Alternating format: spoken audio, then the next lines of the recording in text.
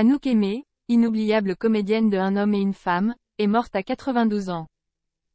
Voici tous les secrets de l'actrice qui a marqué le cinéma français. Anouk Aimée, de son vrai nom Nicole Françoise Judith Dreyfus, est morte à 92 ans, a révélé sa fille sur les réseaux sociaux ce 18 juin. Avec ma fille, Galahad, et ma petite fille, Mila, nous avons l'immense tristesse de vous annoncer le départ de ma maman Anouk Aimée. J'étais tout auprès d'elle lorsqu'elle s'est éteinte ce matin, chez elle, à Paris, a-t-elle annoncé. Voici tout ce qu'il faut savoir sur celle qui a toujours dit qu'elle n'avait pas choisi le cinéma, mais que le cinéma l'a choisi. De quelle origine est Anouk Aimée? Anouk Aimée n'a pas vécu une enfance facile. Elle est née dans le 17e arrondissement de Paris, ses parents sont les comédiens Henri Dreyfus et Geneviève Durand. D'origine juive, mais plus tard baptisée catholique, elle est rapidement envoyée à Barbezieux-Saint-Hilaire pour échapper au port de l'Étoile jaune, pendant la Seconde Guerre mondiale. Pour passer inaperçue, elle adopte son deuxième prénom et se fait appeler Françoise Durand. Plus tard, elle suit des études d'art dramatique et de danse, en Angleterre. À l'époque, rien ne prédestine Anouk Aimée au cinéma, puisque son rêve est d'enfiler des chaussons de danseuse. Comment Anouk Aimée est-elle devenue actrice? Anouk Aimée n'a que 14 ans lorsqu'elle est repérée par Henri Calef, réalisateur et scénariste, alors qu'elle se trouve dans un restaurant accompagnée de sa mère. C'est une banale question qui lui a ouvert les portes du cinéma. Voudrais-tu faire du cinéma? Sur les conseils de sa mère, la jeune fille se lance et tient son premier rôle dans La maison sous la mer. Elle y campe le rôle d'Anouk. Ce nom, c'est celui qu'elle adoptera pour le reste de sa carrière. Le poète Jacques Prévert lui conseille alors d'y accoler le nom Aimée. Voilà comment est né son nom d'actrice. Anouk Aimée. Quels sont ses plus grands rôles au cinéma? Très jeune, Anouk Aimée enchaîne les rôles. L'actrice a eu une carrière cinématographique très riche et très diversifiée. Mais certaines œuvres ont été plus significatives que d'autres au cours de sa carrière. Elle joue dans Les Amants de Vérone en 1948, d'André Caillette. Ce film assoit son succès.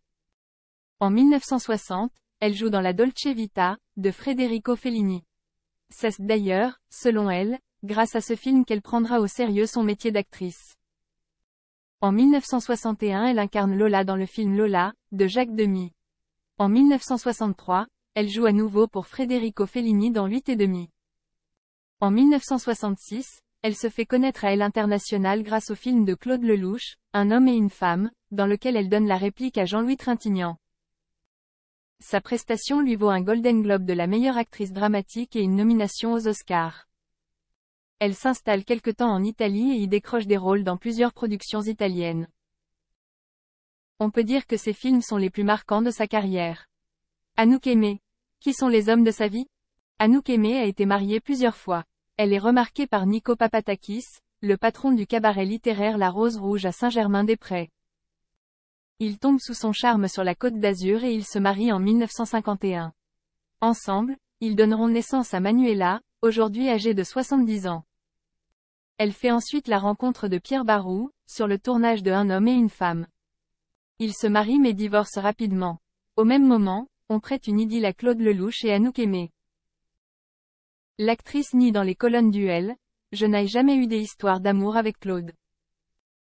Un an plus tard, elle tombe sous le charme d'Albert Finney, l'acteur britannique. Ils se marient et l'actrice se retire quelque temps du métier pour rester à Londres, auprès de lui. Puis ils divorcent en 1978.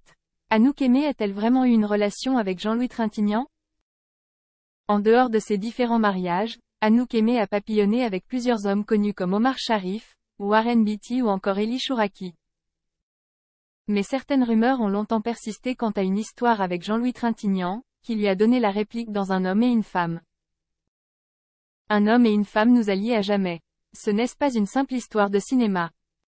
On est soudés par des choses impalpables et invisibles jusqu'à la fin, avait confié Anouk Aimée dans les colonnes du JDD, en 2019.